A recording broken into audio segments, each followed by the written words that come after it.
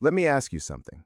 What if I told you that the single most powerful thing you could do for your health today costs nothing, requires no gym membership, no supplements, no special food? What if I told you the answer was actually doing less? Meet Marcus, 34 years old, software engineer, not overweight, runs 3 times a week, eats what most people would call a pretty healthy diet. Breakfast in the morning, lunch around noon, dinner at 7, maybe a little snack before bed. His doctor told him he was fine, but Marcus didn't feel fine. He felt foggy, tired by 2 in the afternoon, couldn't focus the way he used to, and no matter how much he ran, the weight just wouldn't move. Then, one Tuesday evening, after finishing dinner, Marcus read something that stopped him completely. A study out of the University of Illinois. It said that eating less frequently might be one of the most powerful interventions for human longevity ever discovered. Marcus put his fork down, and he didn't pick it up again for 23 hours. 6 months later, he had lost 31 pounds. His inflammatory markers had dropped to the level of a healthy 22-year-old. His focus was sharper than it had been in a decade. He didn't change what he ate, he only changed when. Today, we're going to follow Marcus's biology, hour by hour, through that entire 23-hour window. And by the end of this video, you're going to understand something that most doctors have either never learned or are quietly afraid to tell you. The clock starts now. So the moment you put your fork down, your body begins a process most people never even get close to experiencing. For the first 4 hours after eating, your system is managing what I can only describe as a controlled flood. Your stomach is breaking down everything you just ate. Proteins get shredded into amino acids, carbohydrates get converted into glucose, and that glucose rushes into your bloodstream within minutes. Your pancreas detects this flood and releases a hormone called insulin. Now, I need you to really understand what insulin does, because this is the entire story. Think of your body's cells like houses on a street. Glucose is the delivery truck. Insulin is the key that unlocks the front door so the truck can drop off its packages. Simple enough, right? But here's the part nobody talks about. When insulin is circulating in your blood, it doesn't just open the door for glucose delivery, it locks every other door in the building, including the one that leads to your fat storage. This is not a metaphor. This is the actual biochemical mechanism happening inside you right now. Insulin activates an enzyme that actively drives fat into storage and simultaneously shuts down the enzymes that would release fat back out. So as long as insulin is in your blood, and after a modern meal loaded with refined carbs, insulin can stay elevated for 4 to 6 hours, your body cannot burn fat. Not won't, cannot. Biologically impossible. Marcus understood this for the first time that Tuesday night. He had been eating 3 meals a day, which meant insulin had been elevated for the vast majority of his waking hours, which meant his body had been in fat storage mode almost constantly for years. And if you eat breakfast at 8, lunch at 1, dinner at 7 with a snack at 10, your insulin never fully drops, not once, not for a single hour of your entire day. Your fat cells never get the signal to open. Now here's where things get interesting. Around hour 6 to 8 of not eating, most people hit a wall, and I mean really hit it. Your blood sugar has normalized, the insulin surge from your last meal is finally fading, and your brain sends a very loud signal. It releases a hormone called ghrelin, the hunger hormone. And ghrelin doesn't just make you feel hungry, it makes you feel anxious, a little irritable. Food thoughts become intrusive, persistent. You open the fridge, close it, open it again. You start convincing yourself you're starving. Marcus described hour 8 as the hardest moment of the entire fast. He paced around his apartment, he drank water, he almost gave in. But he didn't. And here's why that matters. That ghrelin spike, That wave of discomfort you feel lasts approximately 45 to 90 minutes, and then it passes completely. This has actually been confirmed in clinical studies. Ghrelin is pulsatile. It rises, peaks, and falls in waves. If you can ride out that 45-minute window, the hunger disappears almost entirely. Your body has simply moved on. While that drama was happening in your brain, something critical was happening in your liver. Your liver has been holding on to a stored form of glucose called glycogen. Think of it like your body's checking account, liquid cash, immediately accessible, but limited. The average person stores around 400 to 500 calories worth of glycogen in their liver and muscles. Once the insulin signal fades, your liver starts drawing from this account, releasing glucose steadily into your bloodstream to keep your brain and organs running. This is not starvation. This is not an emergency. This is your body doing exactly what it was designed to do during the hours between hunts. And then we reach hour 12. Most people in the modern world never get here. Think about that for a second. If you eat dinner at 8 p.m. and breakfast at 7 a.m., you've been fasting for 11 hours. You are 1 hour away from the switch, 1 single hour. But most people eat breakfast, and the switch never flips. At hour 12, your glycogen stores are hitting critical lows, and your body faces a choice. It can start breaking down muscle protein to make new glucose, or it can unlock the vault. The vault is your body fat, your adipose tissue, the stored energy you've been carrying around for months or maybe years. And the key that opens this vault is the same thing that was locking it all along: insulin.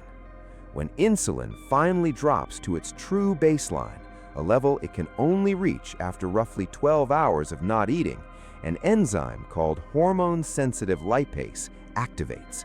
This enzyme sits on the surface of your fat cells like a molecular lock. When insulin is present, the lock is frozen shut. When insulin disappears, the lock spins open.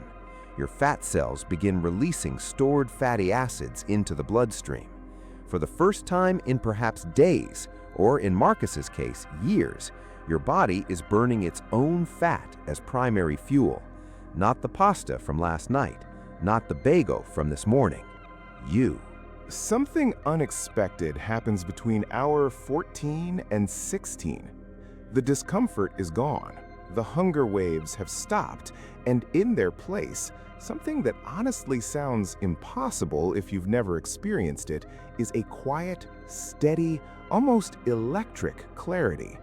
Marcus called it the best his brain had felt in 10 years. Here's the science behind that. As your liver breaks down the fatty acids being released from your fat cells, it begins converting them into molecules called ketones, specifically a molecule called beta-hydroxybutyrate. Now, your brain cannot burn fat directly. For most of your life, its preferred fuel has been glucose. But ketones are an alternative fuel that your brain not only accepts, but emerging research suggests it actually prefers. A study from University College London found that ketone metabolism in the brain produces around 28% more energy per unit of oxygen than glucose metabolism. Less waste, fewer free radicals, cleaner, more efficient energy at the cellular level. This is why people who fast consistently report the exact same thing. The brain fog lifts, focus sharpens, and there's this almost meditative calm that replaces the constant noise of blood sugar going up and down all day. Think about the last time you ate a massive meal and then tried to focus on something important. That sluggishness, that fog. That is your brain running on the dirty fuel of a glucose spike and crash cycle. Ketones eliminate the cycle entirely. And there's an evolutionary logic here that I find genuinely fascinating. The human brain evolved to perform at its absolute peak during the fasted hunting state. A predator that got sleepy and confused when it was hungry didn't survive long enough to pass on its genes. Hunger was literally designed to make us sharper, not weaker. Now we arrive at hour 18. And this is the part I think about more than anything else in this entire topic. In 2016, Japanese cell biologist Yoshinori Ohsumi won the Nobel Prize in Physiology or Medicine for describing a process that has existed in our cells for billions of years, a process that most modern humans have turned off almost completely. He called it autophagy. Auto meaning self, phagy meaning eating. Your cells eating themselves. I know that sounds alarming, but stay with me, because this is actually one of the most beautiful things your body does. Inside every single one of your 37 trillion cells, damage is accumulating every day. Proteins that were manufactured incorrectly and are now misfolded, mitochondria, the tiny power plants inside each cell that have degraded and are now producing more waste than actual energy, viral particles that have snuck inside the cell and are hiding in the cytoplasm. This cellular garbage builds up every single day of your life. And when you're well fed, when insulin is elevated, when your cells sense an abundance of nutrients, the cleanup crew never comes in.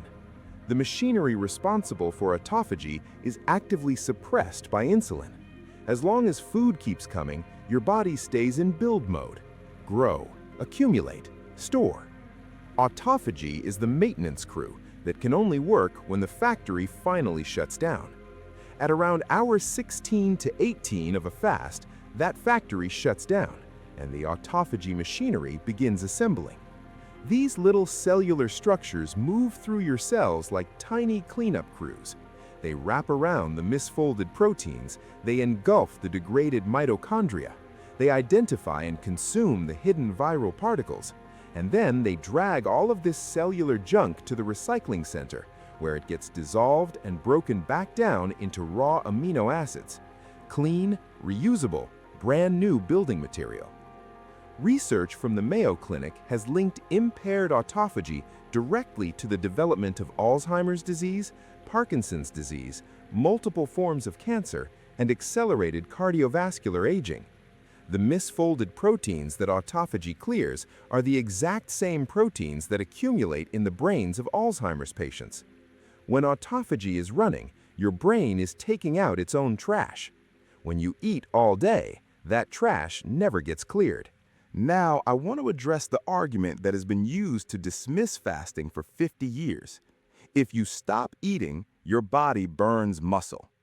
You've probably heard this. Maybe from a doctor, maybe from a fitness coach, maybe from someone at the gym who seemed very confident about it.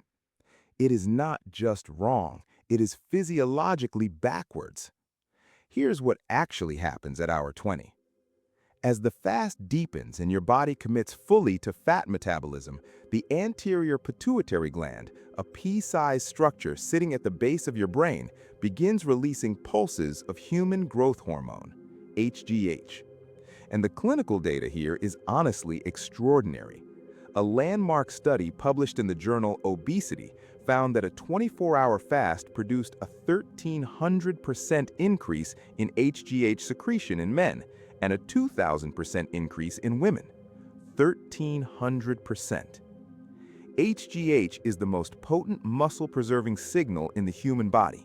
It directly tells your body, do not touch the muscle. It stimulates the liver to produce IGF-1, which promotes muscle repair and synthesis, and at the same time, it accelerates fat burning. So, in the deep fasted state, you have low insulin, meaning fat cells are open and energy is flowing out of storage. You have high HGH, meaning muscle tissue is wrapped in a hormonal force field. And you have active autophagy, meaning cellular debris is being cleared and mitochondria are being renewed. This combination cannot be achieved through any supplement. It cannot be bought. It only exists in one place, the deep fast. Think of it this way. Your body is not going to burn your furniture to heat the house when there's a shed full of firewood sitting right outside. It burns the fat first, always. It will only turn to muscle in cases of extreme prolonged starvation, something that is physically impossible to reach in a single 23-hour window. So we reach hour 23, and everything has changed. Your insulin sensitivity is at its highest point of the entire day. Your gut has been resting and repairing its own lining for nearly a full day. Your growth hormone is elevated. Your autophagy machinery has been clearing debris for hours. You are, in every measurable biochemical sense, optimized. Now you eat. And this is where most people make a critical mistake. They treat the meal like a reward for suffering. They eat whatever they want, as fast as they can, as much as they can. Do not do this. Your gut has been empty for 23 hours. Your insulin receptors are hypersensitive right now, like a dry sponge dropped into water.